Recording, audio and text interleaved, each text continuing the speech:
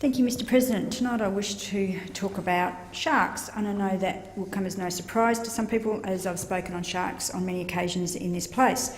And I'm pleased to say that we've made another positive step along the road to ending the shark cull in Western Australia, with the WA government withdrawing at the last minute their cruel and unnecessary cull program off the coast of Western Australia. I wish I could say that was the end of the matter, but unfortunately it isn't. The Premier, when withdrawing the application for Commonwealth approval for the drumline program, says that he has reached an agreement with the Commonwealth over the issue of imminent threat. I would like to just, before I address that in more detail, I'd like to remind the chamber that the WA EPA recommended that the extension of the culling program should not go ahead due to a high degree of scientific uncertainty about the impact upon the marine environment. In fact, the CSIRO provided substantive input into the EPA assessment were asked to by the EPA, and the advice received from CSIRO stated there remained too much uncertainty in the available information and evidence about the southwestern white shark population trends and the bycatch from commercial fisheries. It went on. In its report, CSIRO says that the Barnett government's argument for using drumlines to reduce shark attacks lacks credibility and is based on selective use of information. The report, which was authored by Barry Bruce, found the baited hooks were an uncertain management response to the threat of white sharks.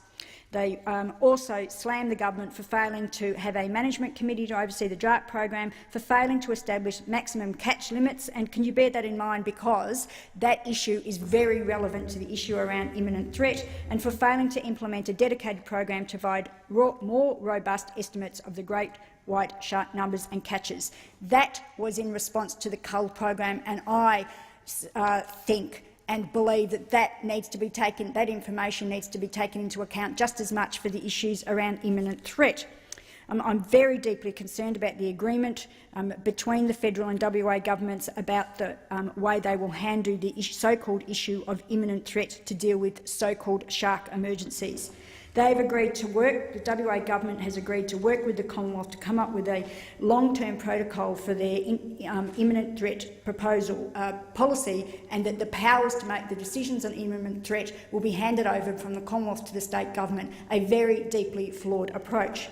This will give the WA government, I think, powers that they shouldn't have. Premier Barnett says there will be a protocol where, if there is an imminent threat of a shark attack in WA, the state government is authorised to deal with that, and that may require the destruction of that shark. Drumlines will be used to catch these sharks. It is not the only method, but in some cases drumlines will be used. That's what the Premier said. There are still too many questions to be answered on this important matter. What does this agreement include? We don't know, because it hasn't, because the details haven't been provided. The protocol is still being worked out.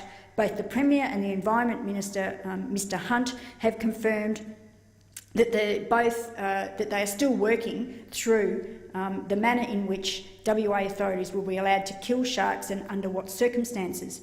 Mr Barnett is unable to tell us what the provisions of imminent threat will entail, and I'm deeply concerned that this is a shark cull in another name, because under the shark cull, which has been rejected by the WA EPA, and I'll remind the chamber that over 300 scientists and thousands of Western Australians rejected the shark cull. But under that cull, they estimated there'd be about 25 great white sharks taken, plus a whole lot of other, nearly 1,000 tiger sharks and other shark species. And I'll remind the chamber that CSIRO said there was a great deal of uncertainty around that particular program. Well, imminent threat may mean that there's actually more than 25 sharks taken, because we don't know under what circumstances at this stage that the federal government has handed over those powers to the West Australian government.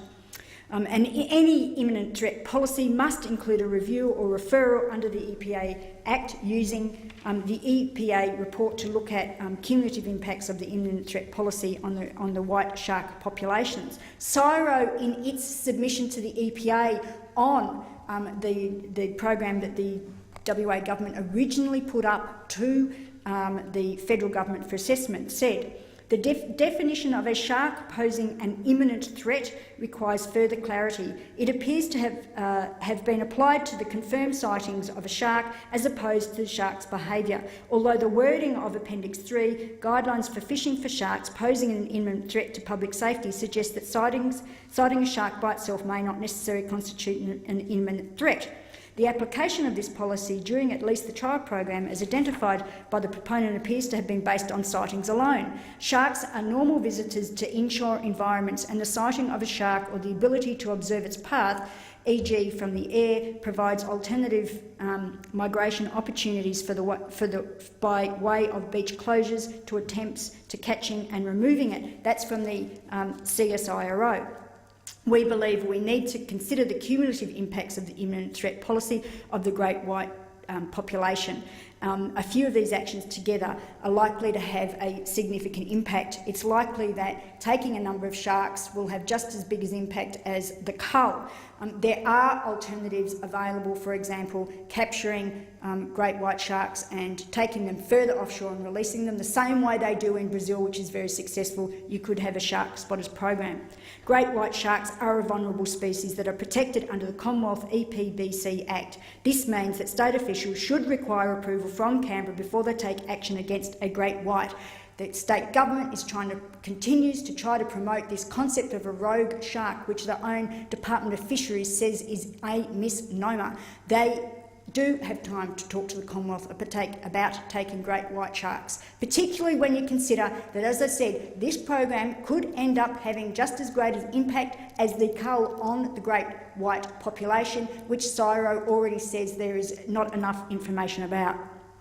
This agreement allows, according to Premier Barnett's announcements last week, would allow the WA government to intervene in emergency situations, in inverted commas, without approval from the Commonwealth. This is an abrogation of the Commonwealth's responsibility and should not.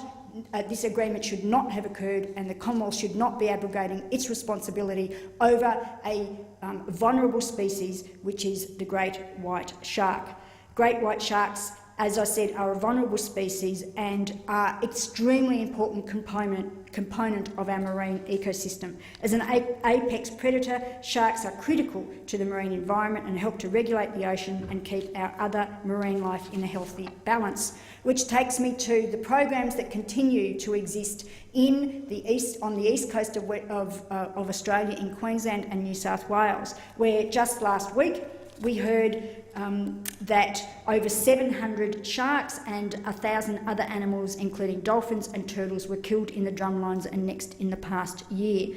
97% of sharks caught since 2001 in Queensland are considered to be at some level of conservation risks. Sharks longer than 3 metres have been classified as dangerous to humans in WA. However, only 11% of the animals killed in Queensland were larger than this. The average size of sharks captured on drumlines was 1.9 metres. It is clear these programs should be reassessed. In Western Australia, it was put to me during an interview that Western Australia is being dealt with unfairly, and my response to that is no way. In Western Australia, the appropriate approach has been taken, which is not to proceed with the cull policy. We need to find alternatives. The imminent threat issue is an unresolved issue. Those powers should not be handed over to Western Australia. The Commonwealth needs to be involved in the decision-making on the destruction of these vulnerable species. Queensland and New South Wales should be reassessing the destructive drumline policies. There are alternatives. Those policies were put in place years ago. They're having an impact on our marine life. They need to be reassessed. There are alternatives, as I have articulated, such as, for a start, using eco-barriers, not nets. There was a successful trial in Western Australia last season in Coogee Beach that can be taken up. You had the South Africa's example of the shark spotter program, which is a very successful program. You have Brazil's tag and remove approach, where they use circle hooks and don't destroy the sharks. The Western Australian government continues to try and take revenge or some sort of vindictive approach to our shark population. They are an essential part of our marine environment. We need to get over that obsession and look at non-lethal ways of dealing with safety and protecting our marine environment.